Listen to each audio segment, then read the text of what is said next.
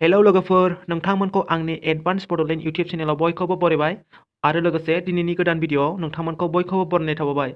आं दिनै नोंथांमोननो मोनसे गोदान स्कलारशिपनि भिडिअ लानानै फैदों, जाय बिथांमोना खालामनो गोसो आरो बेखौ खालामनो सोर बेसेबां फरायनाय जानांगोन आरो माब्लानिफ्राय माब्लासिम लास्ट डेट बेफोरनि सोमोन्दै आं नोंथांमोननो भिडिअनि गेजेरजों फारि फारि खोन्थागोन।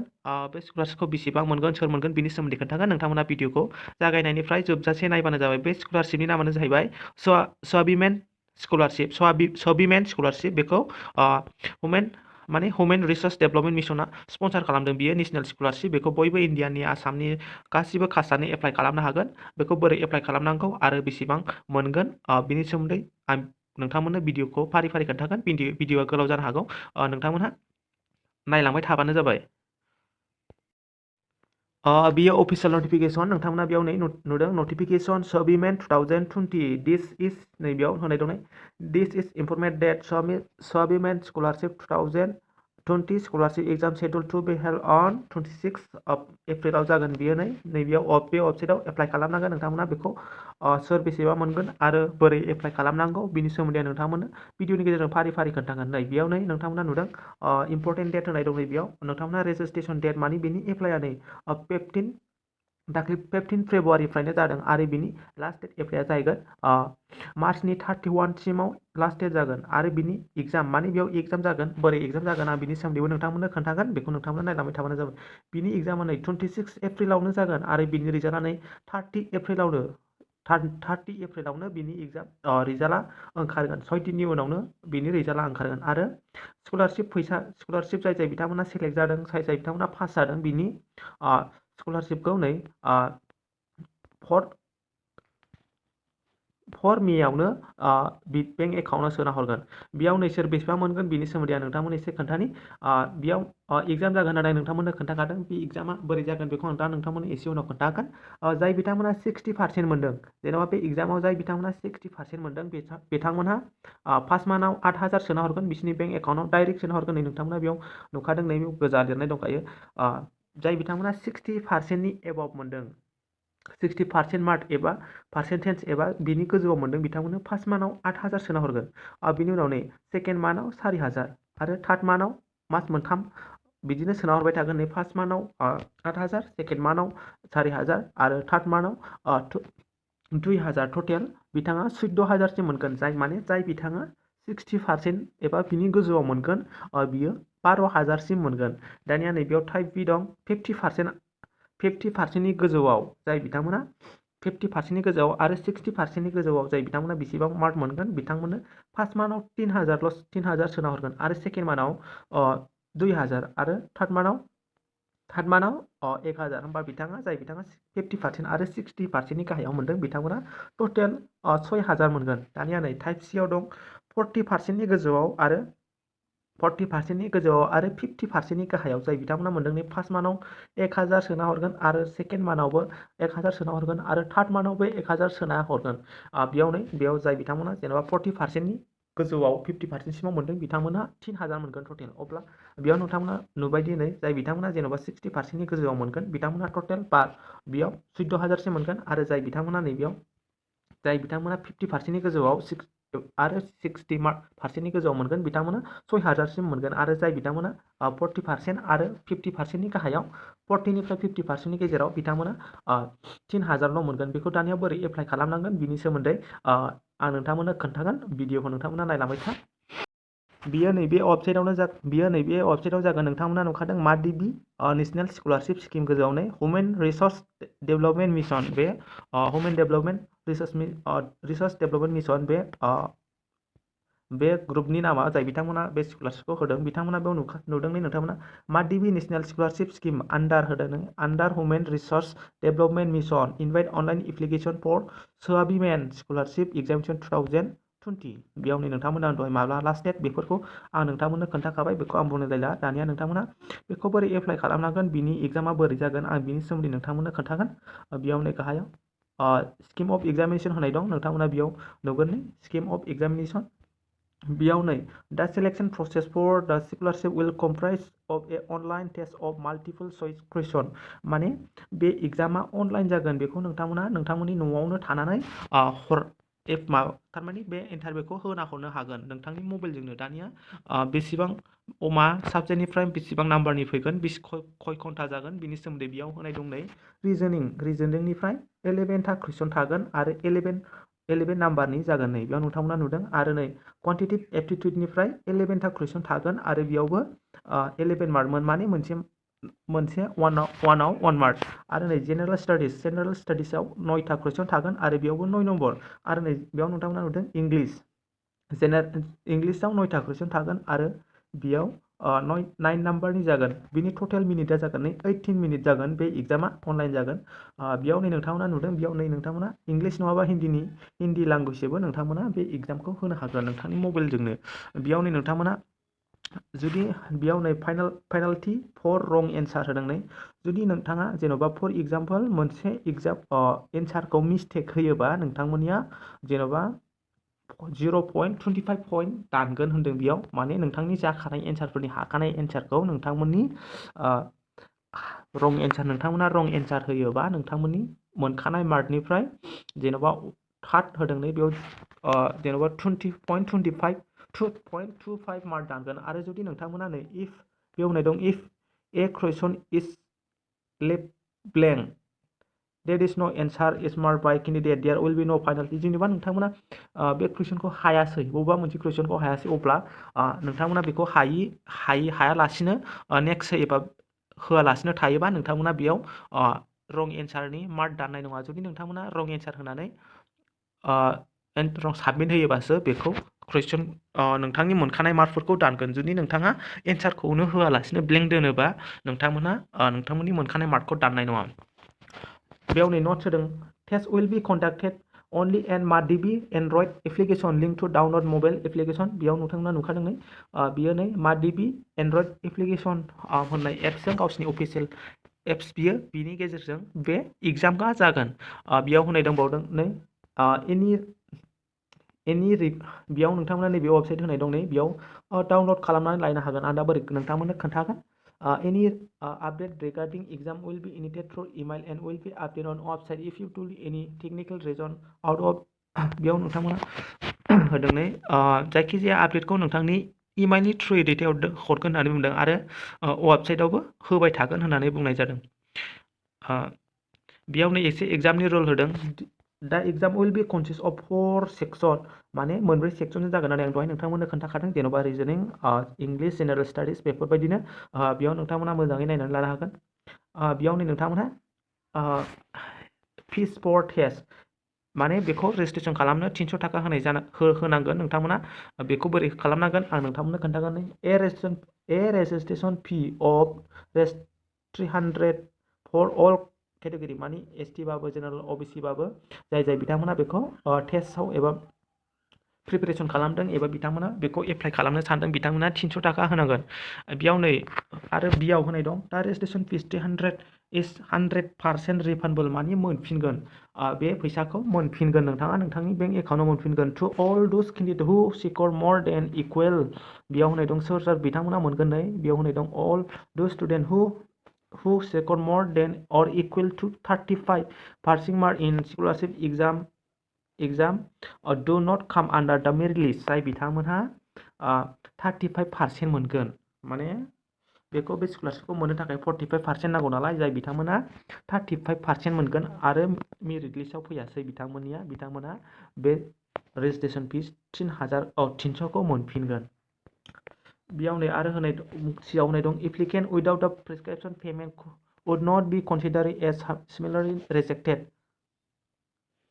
no representative against such reject would be बिथांमोना होनदों जाय बिथांमोना पेमेन्ट खालामा बिथांमोननि एप्लिकेशना रिजेक्ट जागोन होननानै बुंदों आरो बेयाव नै नोंथांमोना बेयाव सोर बेसेबां मोनगोन बिनि सोमोन्दै नै नोंथांमोना बेयाव आं दहाय नोंथांमोननो खोन्थाखाबाय बेयाव टटेल लागोन नै 7 केन्डिडेट विल बी एवार्डेड माने मोनसे बै जेन'बा जाय बिथांमोना 60%नि गोजौआव दहाय नोंथांमोननो खोन्थादोंना बेखौ 767 केन्डिडेटनो होनाय जागोन थारमाने मेरिट लिस्ट आरो जाय बिथांमोना बेयाव नै थारमाने 60% एबा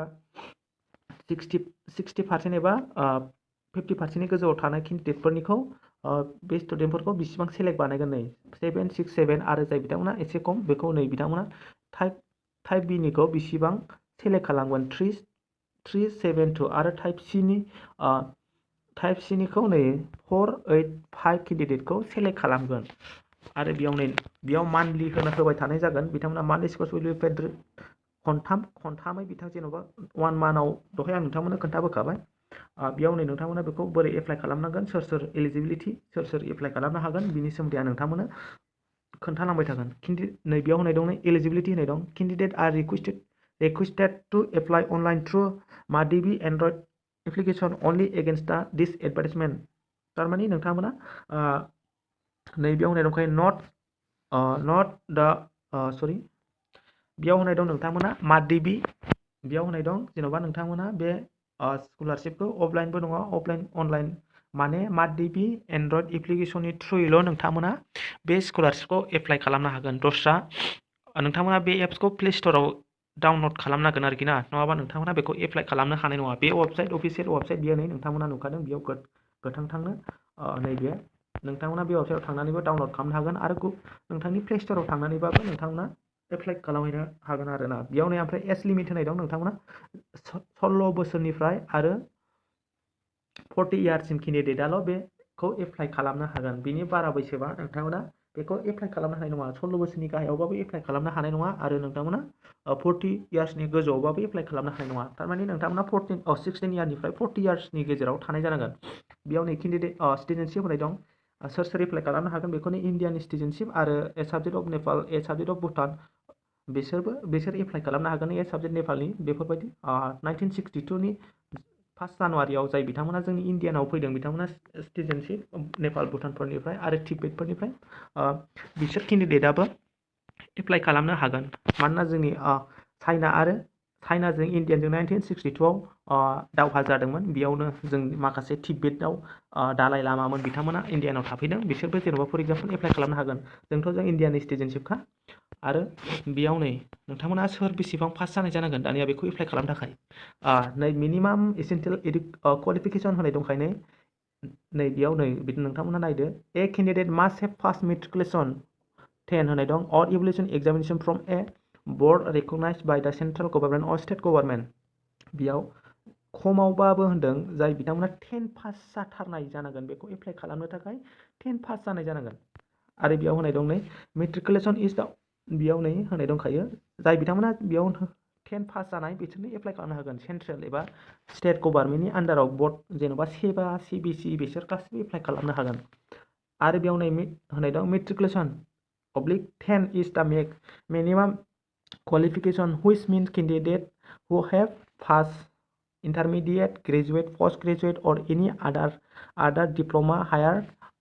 than matriculation can apply this scholarship माने बेयाव ओरैबायदि होनदों नोंथांमोना बेखौ एप्लाइ खालामनो थाखाय 10 पास जानाय जाथारनांगोन आरो जाय बिथांमोना क्लास 12 माने ग्रेजुवेट जाबाय आरो पोस्ट ग्रेजुवेट खालामगासिनो दं बिथांमोनाबो एप्लाइ खालामनो हागोन थारमाने खमावबाबो बिथांमोना जाय एप्लाइ खालामगोन मेट्रिक पास जानाय जाथारनांगोन आरोखि ना बिनि उनाव नों 12 पास बिए पास बिकम पास माने ग्रेजुवेट पोस्ट ग्रेजुवेट बिथांमोनहाबो एमए बेफोरबायदि पास जानाय केन्डिडेटफ्राबो बे स्कलारशिपखौ एप्लाइ खालामनो हागोन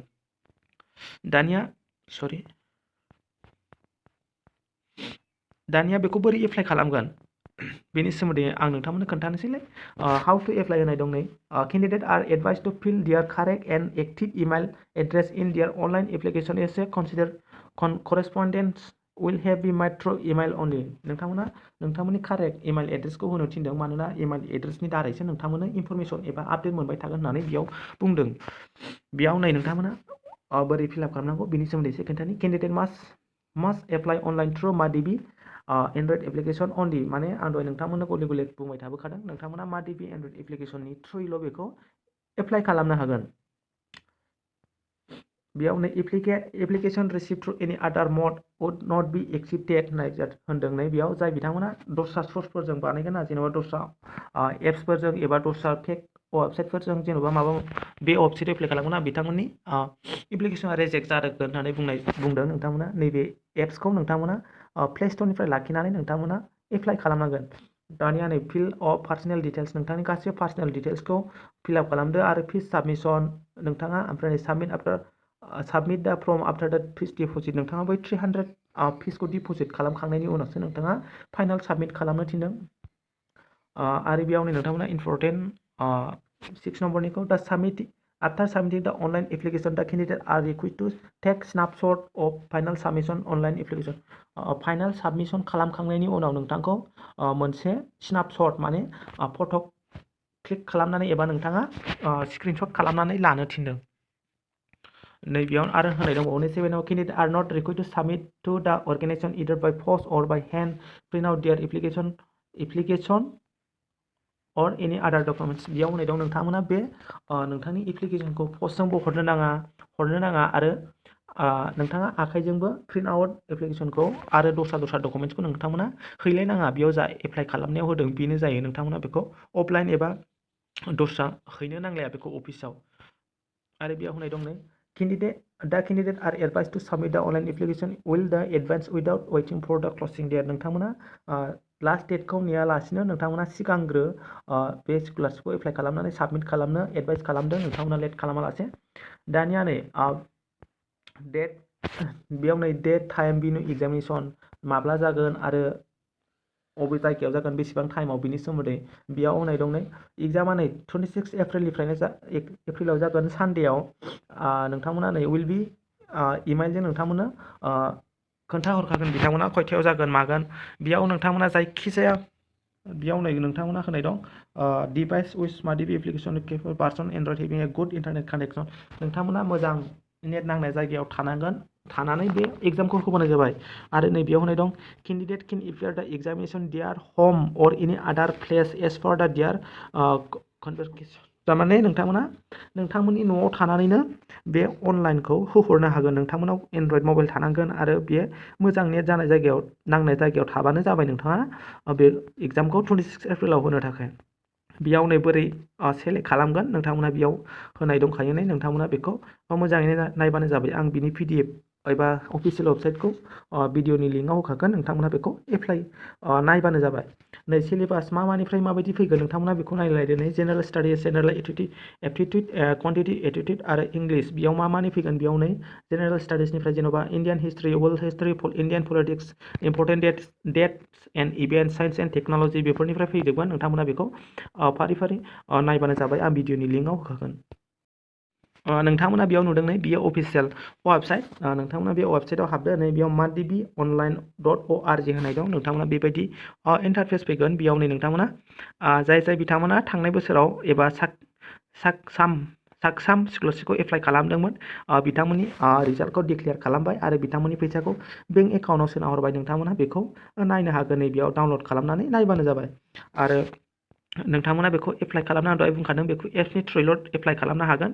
जेब्ला एडमिट कार्ड होगोन बेनि सोमोन्दै आं भिडिअ खालामबावगोन। नोंथांमोना चेनेलखौ साबसक्राइब खालामनानै लाबानो जाबाय। नै एप्लाइ अनलाइन होनाय दं बेयाव नै रेजिस्ट्रेसन बेयाव रेजिस्ट्रेसनाव क्लिक खालामनानै होबा नोंथांमोना बेबायदि पेज फैगोन। नै माब्लानिफ्राय माब्लासिम जागोन आं बेखौ नोंथांमोननो दहाय खोन्थाखाबाय। आरो सोर बिथांमोना जेन'बा बेसेबां मोनगोन बिनि सोमोन्दैबो आं दहाय बुंबोखाबाय। बेखौ आं नोंथांमोननो खोन्थालायलिया। नोंथांमोना बेयाव नायनो हागोन। नोंथांमोना नैबे रेजिस्टार न'आव होबानो नोंथांमोना बेयाव मोनसे टप आप अन जागोन। नै बेयाव नोंथांमोना मोनथिखागोन माधाभि स्कलारशिप रेजिस्ट्रेसन सेल बि डान बि माधाभि एन्ड्रइड एप्लिकेशन अनलि। थारमाने आं दहायनो नोंथांमोननो खोन्थाखाबाय बियो गावसिनि अफिसियेल एन्ड्रइड एप्लिकेशनजोंल' जागोन। नोंथांमोना बेयाव क्लिक हियार टु डाउनलड होनाय दं। नै बेयाव क्लिक खालामनानै नोंथांमोना प्ले स्ट'राव थांबानो जाबाय। आरो नै नोंथांमोना बेखौ इनस्टलाव होनानै डाउनलड खालामबानो जाबाय। इनस्टलाव होदो नोंथांमोना डाउनलड खालामदो अब्लानो नोंथांमोना बे एप्सनि गेजेरजों एप्लाइ खालामहैबानो जाबाय। नोंथांमोना नुदों नै बेयाव नेटा स्ल'टार आं डाउनलड खालामलायला। नोंथांमोना डाउनलड खालामनानै एप्लाइ खालामबानो जाबाय। जुदि नोंथांमोना माबाफोर बुजियाखैबा भिडिअनि कमेन्ट सेक्सनाव थांनानै सोंहर आरो एप्लाइ खालामनाय भिडिअ खालामनांगौबा नोंथांमोना खालामनो थिनबानो जाबाय। आंबो बेखौ एप्लाइ खालामगोन। नोंथांमोनाबो एप्लाइ खालामनो गोसोबा जुदि नोंथांमोना आंनि भिडिअनि सायाव फोथायाखैबा एबा नोंथांमोना फेक सानोबा नोंथांमोना एप्लाइ खालामैयानो साबसिन जागोन। आरो नोंथांमोना हाया बायदि मोनोबा बेफोर जेनेरेल नलेज एबा बे एग्जामखौ नोंथांमोना एप्लाइ खालामाबाबो जागोन आरोना। नोंथांमोना मानोथो बेकार बेयाव फैसा गारनो। नोंथांमोनखौ हायोबा एप्लाइ खालामदो हायाबा एप्लाइ दा खालामसै। जुदि नोंथांमोना जेनेरेल नलेज एबा मेथ्सफोराव एसे आखा फाखाबा नोंथांमोना एप्लाइ खालामनो हागोन। दिनैनि भिडिअ एसेनोसै। नोंथांमोना आसा खालामो भिडिअखौ मोजां मोनदों, एसेबाबो इनफरमेसन मोनदों। नोंथांमोना भिडिअखौ मोजां मोनदोंबा लाइक खालामदो आरो नोंथांनि लोगोफोरनोबो शेयार खालाम, जाहाथे बिथांमोना बे भिडिअखौ नुनानै एप्लाइ खालामो आरो बिथांमोननि फरायनायाव एसेबाबो हेफाजाब होयो। बेखिनिखौनो बुंनानै आं दिनैनि आंनि बड'लेण्ड अन इउटुब चेनेलाव हगारनाय भिडिअखौ दोनथ'नाय जाबाय। Thank you.